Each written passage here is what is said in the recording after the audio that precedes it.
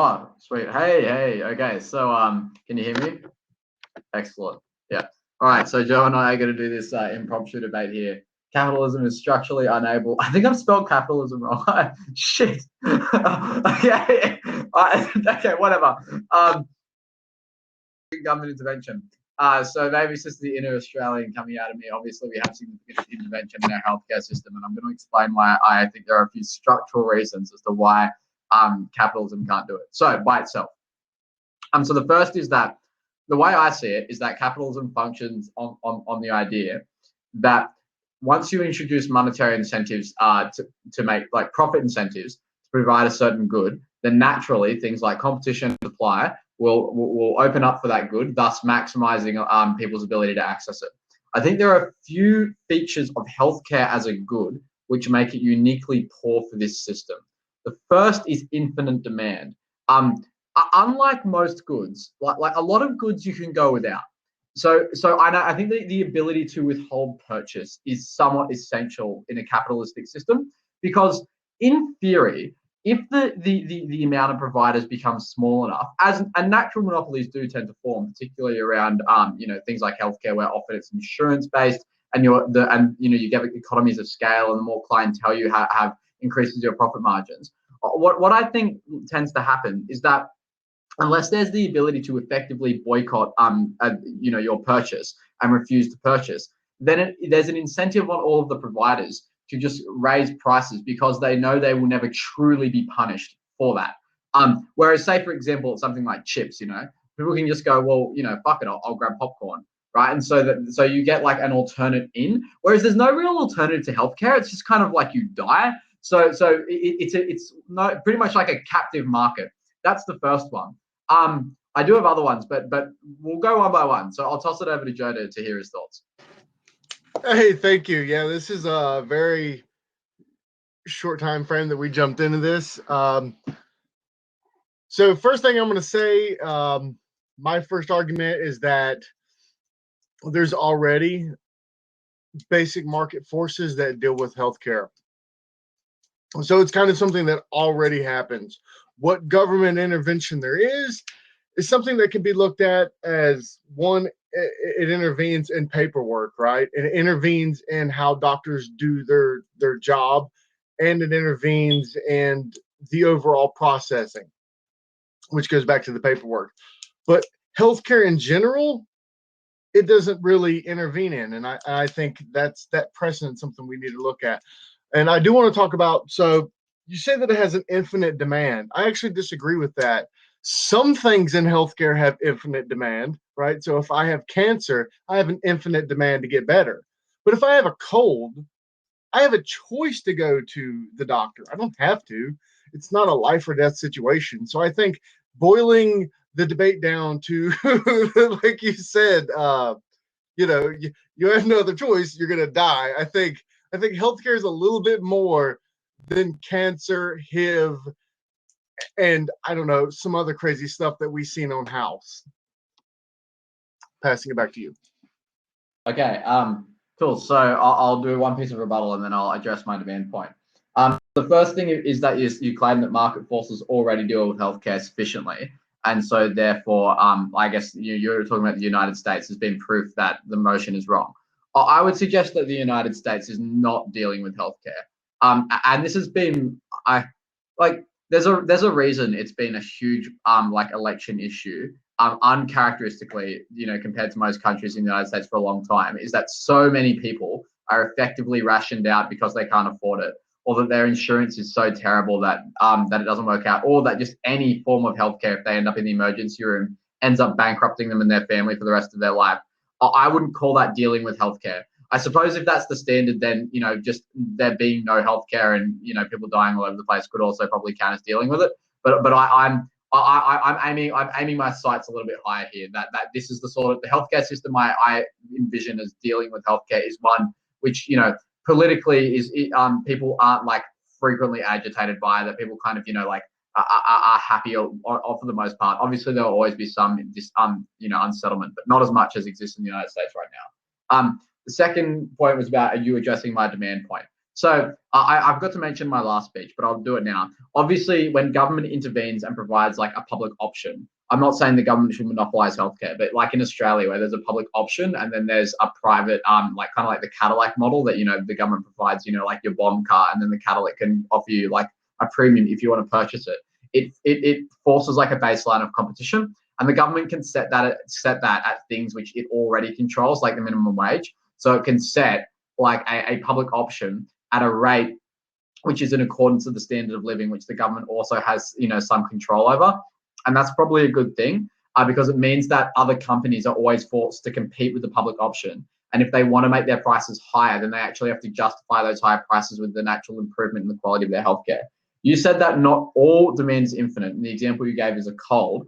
Well, what I would say actually is that it's very hard for you as a consumer to judge, because the symptoms that present as a cold also present as early stages of flu, right? So every time you refuse purchase, you undergo an enormous risk calculus, which I think is totally unreasonable for someone to deal with. And there's also, for example, colds which take you out of work.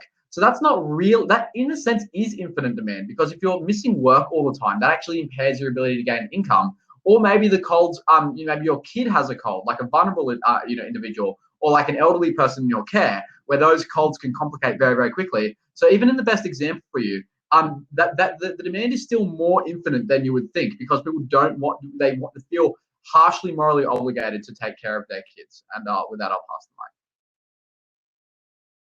the mic. All right. So the first thing I want to talk about is your rebuttal to the market, right?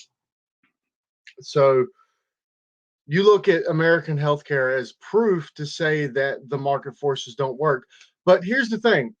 In America, the problem isn't about healthcare.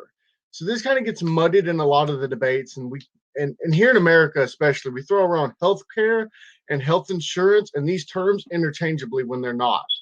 You can come to America and get great health care. You might bankrupt yourself. That's a possible option. I'm not going to deny that. However, bankruptcy in America is also not that bad.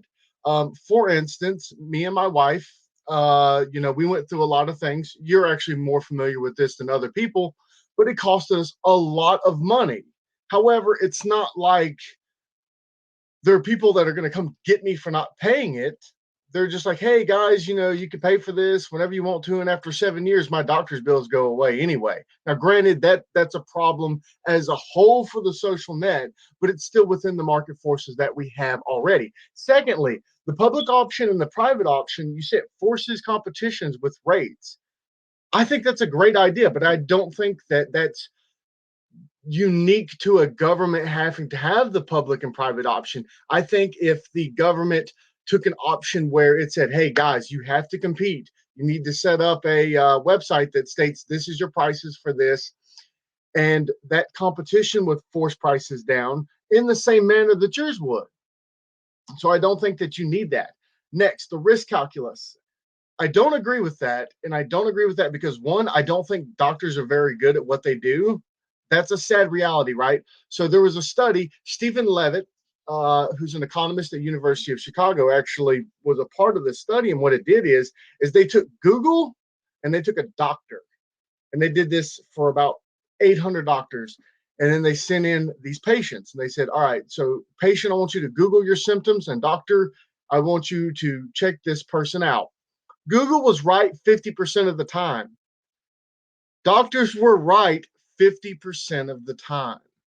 So there is a good bit of misdiagnosis when it comes to colds and flus and things of that nature. So I don't think that in my risk calculus, if I look up my symptoms on Google and it tells me that I have a cold, I'm just as willing to believe that I have a cold from Google than I am going to a doctor and a doctor telling me I have a cold. And at the end of the day, if I miss work, that's really on me. And it's my issue. I don't think it's necessarily a big public issue that should have government intervention in it. All right. So the first thing I'm going to address is the current state of the US sufficient in the way it deals with healthcare. So basically what you've said is that sure, you can get good healthcare, it just costs you a lot of money. And in some cases that's bankruptcy, but that's not that bad because after 7 years it goes away. What I'd say here is that I think the way to evaluate whether this is a good argument or not is to evaluate how much of a meaningful choice this represents for an individual. So if for example, like there's a car salesman, right, and he's refusing to lower the price to a car somewhere it's reasonable. It's not real. Like if it was a car, I can just not buy the car. I can take public transport, right, and that always forces the car prices to get reasonable. Say there's no public transport, the argument you would make is that we should just bankrupt yourself for the car. Well, the problem there is that I don't think that bankruptcy is a meaningful choice which people can make a lot of the time, because being bankrupt is I'm just going to assume, and you can prove me wrong here, but I'm going to assume it's pretty difficult. I'm going to assume bankruptcy, which to my understanding means that you don't have any money, means that you're sacrificing pretty much every other part of your disposable income. Maybe if you have assets, they could be like reclaimed or something. But it would seem odd to me that bankruptcy would be an easy choice people could just make. It's like, oh yeah, no problems, I'll just go bankrupt for a little while without having to make significant sacrifices, which means that at the end of the day, it's not really a choice people can make. They just default to spending a lot of money on the drugs. The stuff you said about doctors, I don't really quite get what it has to do with the topic, but I'll let you clarify that in a moment. The last thing you said, which leads into one of my next substantive points, is that the government can intervene in soft core ways, like forced advertising of prices. So for the purposes of the debate, I'm going to assume that that's not significant government intervention. What I think this leads into my substantive point is that healthcare is one of those goods where regular price negotiation is much harder for consumers than normal. And the first reason for that is that you need a certain amount of expertise. I suppose this is where your doctor stuff actually is relevant. Is that you feel like you need a certain amount of expertise to actually choose between what treatment is appropriate for you. And often, even if they could Google MD their symptoms, the government puts in gateways, for example, so that you can't get randos prescribing things, or you can't get people just buying warfarin straight from a pharmacist. The government puts gateways such as prescriptions in front of your purchasing, so you can't just choose between treatments easily because you need to go through other things first. And also, it's very time sensitive. So when people get sick or when their kid gets sick, they're not like, oh, look, I'll just shop around for a couple of days, and maybe I'll wait it out. The prices might go down if I refuse sale. No, the fact that you need to buy straight away and that the companies know this means that you're likely to settle for higher prices. It's the same as like flights, when they get closer and closer to the day, the prices creep up. I actually want to ask a question here, just to get an idea. So we know that the price of healthcare in America is more expensive than other places.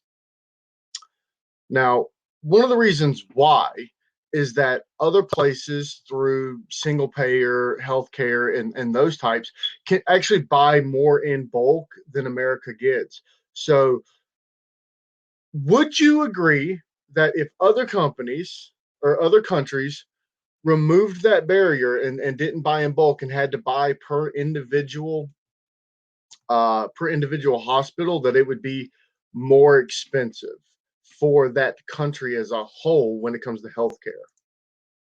Yeah, so that's basically the topic, right? That because other countries have significant government intervention, it lowers the price of healthcare for their citizens, and thus healthcare functions as a market. So yeah, that pretty much summarizes my position. Right. The reason why I asked that, so let's just say that we have a world that I convince the world to not do any socialized medicine or any single payer. In that function, would there be a structural failure for capitalism if there was not already an inherent built into one country trying to be market-based versus others being single payer based, and that creating a dysfunction in the price? I think what you're implying is the fact that other countries significantly intervene is the cause of the US's problems. I don't think that's true. I think what causes the US's problems is the features I discussed earlier. The healthcare is something which in many cases has functionally infinite demand, and that the consumers don't have the time or expertise to act as a market agent in order to choose between competitors and negotiate down prices, which means that if other countries remove their intervention, that doesn't mean that the price goes down for all. It just means that it goes up for the countries which previously it was lower for. And so because they still suffer the same things, right? There's still no baseline competition set by the government. they're still under time pressure to choose medicine. They still don't have the expertise to choose medicine properly, and the demand is still functionally infinite. So it's not like Australia and all the Scandinavian countries and stuff get rid of their single health care payout system and all the prices go down. Rather, it just means that all of the prices rise to the level which is present in the US at the moment. All right, so I'm glad we got into that. All right, so first things first, I don't think that bankruptcy is easy. I kind of said that off the cuff. I don't actually mean bankruptcy. You made the analogy for a car. I would actually agree to that analogy, because when you go to the hospital, you set up payment plans with the hospital in the United States. Therefore, you're actually just paying for your health care in a deferred payment that the actual hospital will be able to set the interest rate for you. And it's actually much cheaper than a car when it comes to those interest rates. So it's not that expensive is what I was getting at there. And what I was getting at, I was talking about your risk calculus, right? So that's what I mean. So no, it's not to the debate, but it's directly to the fact that that there's an infinite demand, and I understand that, but doctors don't actually tend to meet that demand. So to the point, right? So I get that there's no price negotiation, or there's not regular price negotiation, because there's asymmetric information. I get that, but there's asymmetric information in many different aspects that are not that don't have significant government information, right? For instance, stocks and bonds. There's a lot of asymmetric information in stocks and bonds. So what you try to do is try to beat out that asymmetric information so that you can make money, or you do get the cheaper price on this goods. I'm not saying that we should that the average person can implement that into the healthcare, but it's definitely something that through education can be helped. Secondly, when it comes to asymmetric information of doctors versus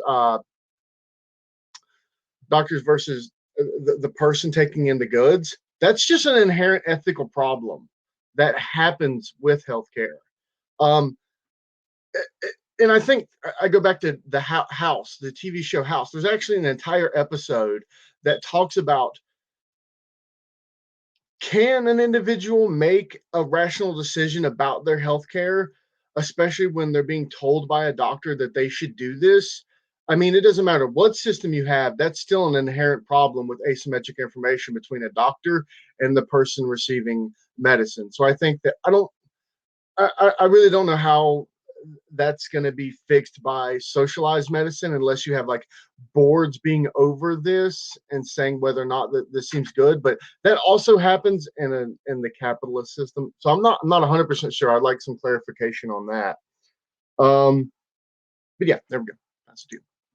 Okay, so I suppose the first thing to note about the asymmetry of information is that the way I'm using this point, the way I'm using this point is to explain that ordinary functions of capitalism, which usually correct for things like prices, don't work with medicine.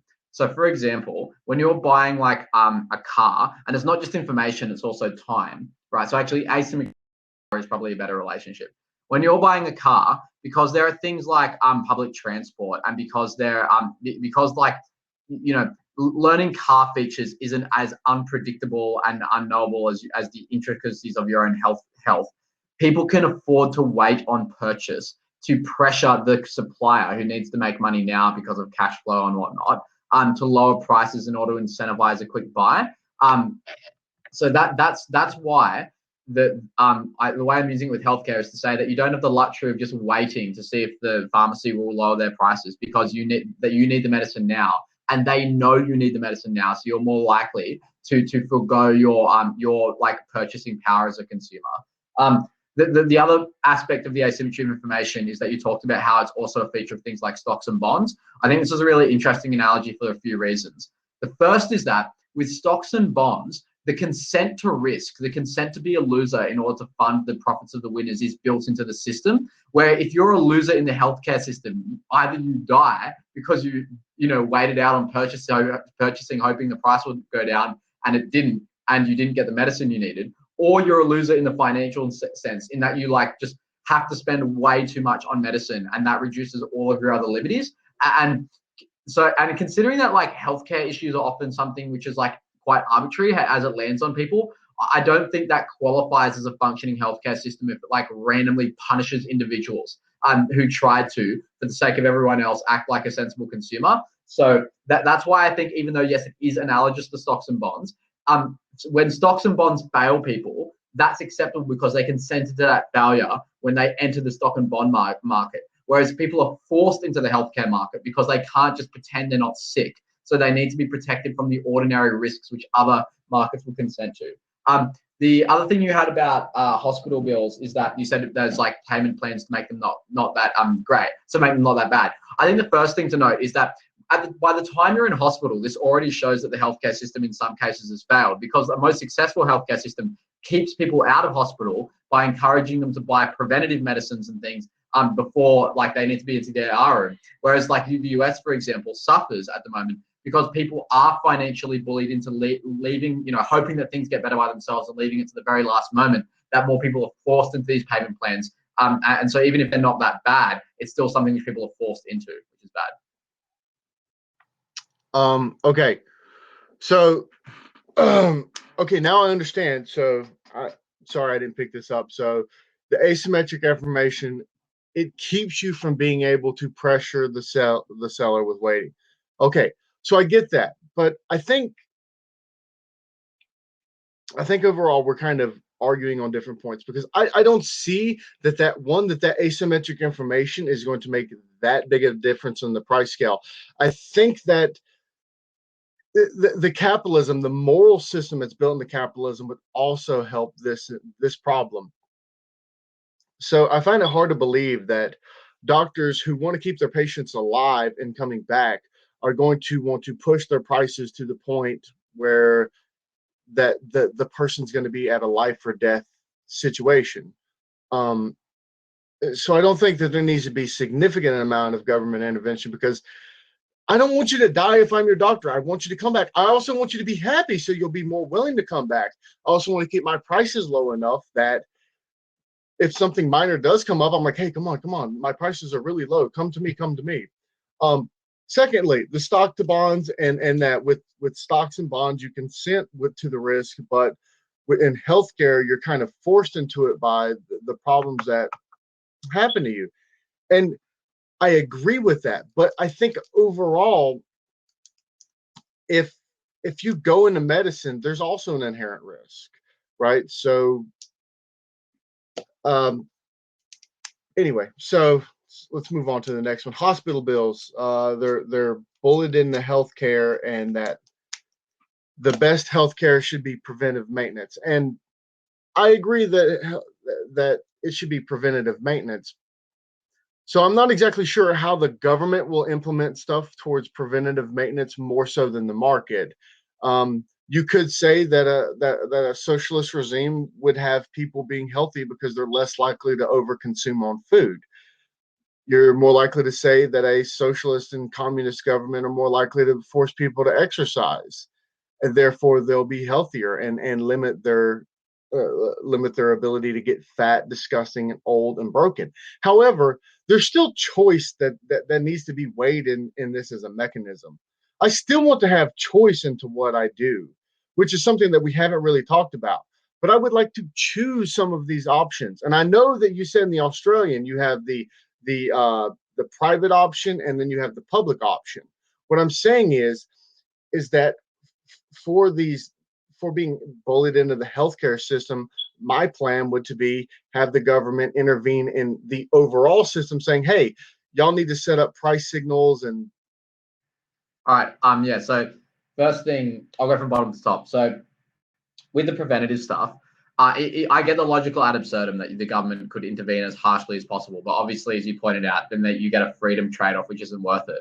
What I'm saying is that the sort of government intervention which I'm suggesting, which is putting in a public option, only harms healthcare corporations, right? And I think that's an acceptable trade-off because it's not actually hurting individuals' liberties in a serious way, because you can still profit from being a pharmaceutical corporation. You just can't profit as much. And how it helps is it keeps the prices down of just entry-level drugs. So, for example, when someone gets a cold, right, they're more likely to purchase antibiotics, right, to help them get better as a first port of call. Whereas under a system where antibiotics are, because there's a public option for them where they're cheap. Whereas if antibiotics are really, really expensive, then they wait until the to hope it gets better by itself, and then when it doesn't, they end up in hospital. A similar thing probably would be asthma, right? So you can get Seretide, which is asthma reliever, quite cheap in Australia, which prevents your need to use a reliever, or prevents your need to go to a hospital when you have an asthma attack. Whereas in the US, the fact that the cost of Seretide is so large means that people opt out of using the preventator and opt to just gamble on whether they need to, gamble on whether they will be the unlucky one who needs to use the reliever. And overall, that actually raises the cost of healthcare for everyone, because we're at the point where they end up in hospital and they're on a payment plan or they go bankrupt. The state ends up shouldering that bill anyway, so it's not really a functioning healthcare system. The next thing is on stocks and bonds. You said if you go into medicine, there's still an inherent risk. Well, what I'm saying is that you don't go into medicine. You don't go into getting sick. You're just forced to be sick, right? Like, it's not something you can prevent, which is why, again, it's like a structural failing of capitalism here, because I think one of the crucial parts of capitalism is it presumes that everyone voluntarily enters each market. And when you voluntarily enter the markets, therefore you're consenting to the ability to be a loser. Whereas in healthcare, it's just kind of foisted upon you. So that's why you need government intervention to relieve that stress on people. The first thing you talked about was about how does consumer boycott stop prices from. You would imagine, for example, that say soft drink, right? Every soft drink company got together in a cabal and said, let's just quadruple our prices, right? The reason why that wouldn't work is because people would cease consuming soft drink and start consuming juice, right? Because the consumers have a choice. So they have the ability to say, well, you know what? If you're going to raise prices like this, fuck you, we won't buy. But with healthcare, if all the insurance companies start to just set the rates higher and higher and, collude together like that, there's no other option for the consumers. They can't be like, well, I'm just not going to get healthcare, because a lot of the time they need healthcare, and it doesn't have to be life or death. If it stops them from going to their job, then they absolutely need the healthcare. If it's their child, then they're strongly emotionally driven to need that healthcare. So that's why there's no consumer choice. All right. So just so everybody knows, I'm like half asleep. It's 2:00. It's 1:00 in the morning. And I'm like, so if I'm like way off on some of this shit, I'm gonna chalk it up to that, and not that Ben Hewitt's very good, because look at him. Fuck him. So I finally got my mind right. So healthcare trade-off with money. I understand that. I actually think your side of this is a net negative, because it lowers research and development, which is a very strong part of why we have healthcare. Secondly, I'm going to go back to the external factors, because I'm going to use that with the healthcare trade-off, right? So again, we'll go to those external factors. They do make things in America cost more. That is demonstrably true. These companies get to buy, these countries buy in bulk, and what's left over, the United States as individual hospitals and these conglomerates actually have to buy really not nearly in the bulk, so they don't get the rebates for those, and they also don't get the amount that they would like. Therefore, that shortage and that scarcity causes prices to go up. Plus, our prices are higher because we dump way more money into research and development. We are the leader in research and development in the healthcare field. So I think that trade-off for me is good. I would like the other countries to stop doing what they're doing, or at least somehow the World Trade Organization intervene. And that's an international government issue that I think that should be talked about. But I would like to see that. So I get the force to be sick, so therefore you're not taking into the inherent risk. But you're still, but what I was trying to make with the stocks and bonds is that there is a failure rate for this, and that there is an asymmetric information problem that we have.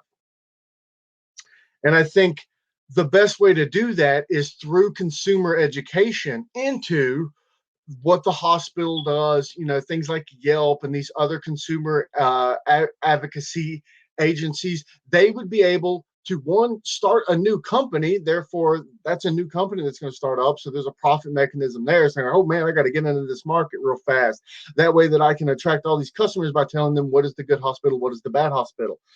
Lastly, I want to talk about the soda company and the insurance company. I absolutely disagree. Collusion almost never happens in economic terms, because anytime it does, we can use game theory to look at cartels being broken up. Saudi Arabia and the OPEC cartel constantly gets broke up, and cartels in other industries always get broke up in game theory by the prisoner's dilemma. The Nash equilibrium is to cheat on your cartel, lower your price, thus raising your profits. And I think that profit maximization scheme is stronger incentive. So one of the crucial parts of prisoner's dilemma is that you get to go between the prisoners all of the time, and that the prisoners know that anyone could snap at any moment. But the reason it doesn't work with healthcare is because it's not just a matter of information, it's about time, right? So that everyone knows, like, it is the natural, and also, so the other thing about prisoner's dilemma, sorry, is that the prisoners don't get to communicate with each other. Whereas when it's healthcare, they can see each other's prices. So they know immediately if anyone breaks ranks. And they also have reliable information about the consumer habits, and they know the consumers don't have time to drift between the prisoner rooms and try and bully them into, convincing that the other one's conceding because they're sick and they need medicine. So, and that's why I think healthcare is different to other goods, because with other goods, you're exactly correct, right? That's why the soda thing doesn't work, because, people just go to juice. Like, the consumers do hold out and say, well, look, prisoner's dilemma's on you. We just, and the juice company is kind of like the prisoner who breaks ranks in that sense. But because healthcare is different because of the time pressures, then it doesn't work. The thing about R&D I find is really interesting. So first thing, I will absolutely admit that you were correct, that the US is basically carrying the world in terms of research and development for medicine. And that is largely carried by the fact that they get to make more money in the US. I think that there are other solutions to this problem other than making the US citizens suffer, though, for the research which they and the rest of the world primarily benefits from. The first is that basically the reason R&D is unattractive to go into is because there's a high risk that you won't actually invent anything, and the reward is very little if your drug then just gets immediately produced by a generic company. What I think you should do then is, instead of, at the moment we're on like a 10 to 15 year patent cycle, and they have to make as much money from the US in that period as they can, I just say extend the patent cycle to correct for the fact that now each government is buying as a mass consumer. So whilst you have, for example, decreased the profitability of the drug because the government's buying in bulk and is able to, advocate as a buyer for itself more, but you also then increase the profitability if you mean that they have to buy at a premium for a longer period of time. So whilst this might make, for example, the supply of generic drugs and new drugs, it might take it longer to get on the market.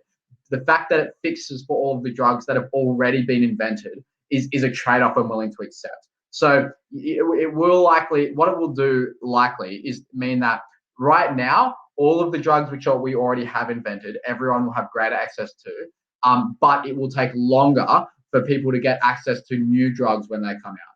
So that, I think, is an acceptable trade-off at the end of the day, and one which I think governments should make. I'll pass the mic. Of course you will. All right. All right. So I didn't write down a whole lot. So you even actually proved by prisoner dilemma by saying they'll have like this signpost of what their prices are, and they'll see when that person breaks rank. I absolutely want them to see when that person breaks rank, because then everybody else breaks rank. Prisoner dilemma does not just apply to that. When we use it in economics, we typically apply it to, I just watched Iran increase their output of oil, therefore they're going to lower their price. Saudi Arabia, well, they're mad that they did it, so they're going to try to rush and beat them, and that's what we build, what's called a Bertrand model. So, and then you say the other solutions, and you know what? We ought to regret that some Americans in the United States suffer for the betterment of the entire world, right? Like, we ought to regret that. However, I don't think that your other solutions in the short term will help.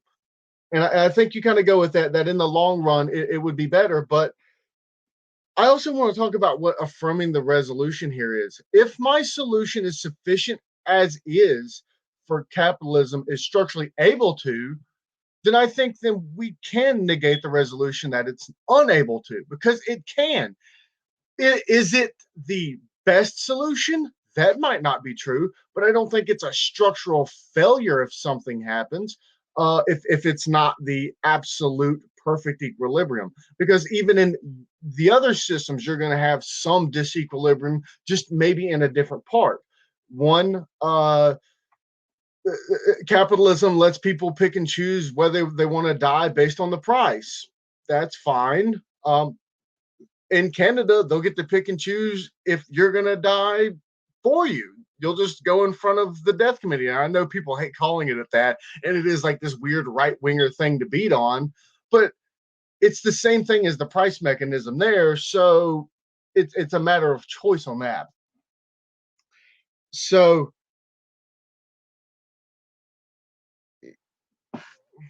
yeah, that's fucking. So the first thing is that with a prisoner's dilemma, I think the problem here is that like when you're choosing hospitals and pharmacies and stuff, you're restricted by time and geography. So if it's just oil, right? Whenever you go to the petrol station, there's like 20 in every neighborhood, and it's very easy to just go from one to the other. And it's not like, oh shit, like I need fuel right now, or my kid's gonna, not be able to go to school. So that's why the consumer is disadvantaged uniquely with healthcare, because of those time and geography pressures, which don't exist for other goods, which is why the prisoner's dilemma doesn't function for healthcare like it should. And to be honest, the proof is just in the US right now. If it was true that the prisoner's dilemma would drive healthcare prices down in the USA, then you would expect the USA's healthcare prices to be the lowest, but they're not. They're the highest. Why? Because the prisoner's dilemma is failing. The other thing you said is that your solution right now can be a solution and thus negate the resolution. Well, the solution you're advocating for right now is where the citizens of the USA suffer for the benefit of the rest of the world. I don't think that does qualify as a solution, because too many citizens in the US have to face the price, the choice. Can you pay to live? Which we know, like think about death row, people will pay nearly anything to live, which is why it is the infinite demand feature I talked about earlier. At the end of the day, the best solution probably minimizes the amount of people who have to do that. And I would say that what counts as a solution is that when everyone around the world, regardless of where they live, is faced with the same choice. If you get the disease which can't be funded, well, that unlucky. But at least it's not like well, if you're in the US, you're fucked. But if you're anywhere else, you're okay. I think that inequality between the USA and the rest of the world is the unacceptable part. All right, so I've been using the U.S. as kind of like an overall broad statement, but it doesn't have to be the U.S. Anyway, I've got 3 minutes left. I want to talk about something about driving healthcare costs down. I gave you 2 reasons why we can't drive healthcare costs down: research and development, other countries intervening, and our price mechanism. And I think that's sufficient enough to look at and go, we don't know how well we could drive prices down in the United States because we have those 2 factors that constantly keep it down. So I would like to see what the U.S. could do in a perfect situation, but I think as of right now, one, I don't think people suffer as much. A lot of what we see on the TV is hyperbolic. It's really not that bad, and even if it is, there are other systems that are worse. So I think it's still substantial enough to look at. To the prisoner's dilemma, I don't think geography really plays here. It might play in like certain diseases, right? So North Carolina, that's where I'm from. We actually have like Wake Forest and Duke, right? Wake Forest is like the best cancer center, and Duke is just Duke medicine. It's just the best, whatever, right? But if you got a cold, if you got a flu, if you've got some everyday disease, there's a doctor from my house for 15 miles. And mind you, I live in Podunk, North Carolina. For 15 miles in in one certain direction, because you go anywhere further, it's just 20 miles of farms. But anyway, you go towards the city, there's a doctor every mile at minimum. And there's 5 hospitals in a city of a population of approximately 100,000. So it's not that bad for geography. Now for time, I get that time forces this prisoner's dilemma to its absolute maximum, but I still think it works even with time, especially if there was a bigger overall market that the government could intervene in and say, hey guys, post your prices. And I think with the incoming internet age, I think we'll be able to see that. At the end of the day, because it is the end of my day, I'd like to thank Ben Hewitt for taking me on this debate and making me think more than I should have to think at 2:00 in the morning. Oh yeah. Hold on, let Ben Hewitt be humble and be like, I had to think too. No, I love you, man. You have a good night, man. 9 more seconds to run my mouth. That's cool. So I just want to call out everybody on this platform.